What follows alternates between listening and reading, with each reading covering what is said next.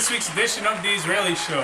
The week's top story, responding to protests by religious soldiers, IDF Chief Benny Gantz said, quote, "There's no room for banning singing by women, unless the women are Sharona and Daniela Pick." Ho ho ho! In Lebanon, 2 CIA informants were caught by Hezbollah this week. CIA officials reportedly met their agents at a local Pizza Hut branch in Beirut. I don't get how their cover was blown. I mean, rendezvousing at the most American fast food chain in Lebanon seems like a great plan for espionage. What did they call themselves? Agent Stuffed Crust and Agent Pepperoni?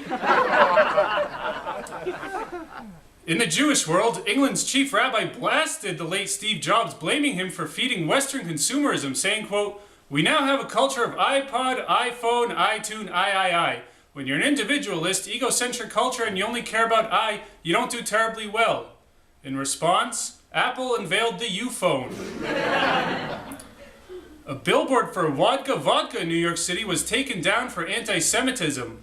Check it out. Okay, as you can see, this is a billboard for vodka featuring a dog with a kippah on his head and a dog with a Christmas hat. Alongside are the words, "Christmas quality Hanukkah pricing." Seriously? A dog with a kippah on his head and a dog with a Christmas hat? I'd like to see you design this ad that's offensive to both Christians and Jews.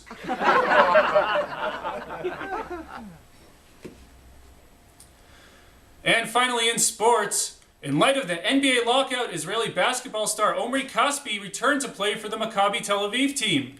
This makes Casspi the only Israeli to come back to Israel because he couldn't find a job in America. But as you may or may not have heard, the NBA lockout ended and Caspi's contract forced him to cancel his plans to play for Maccabi. The last time an NBA player broke a commitment so quickly was when Chris Humphries married Kim Kardashian.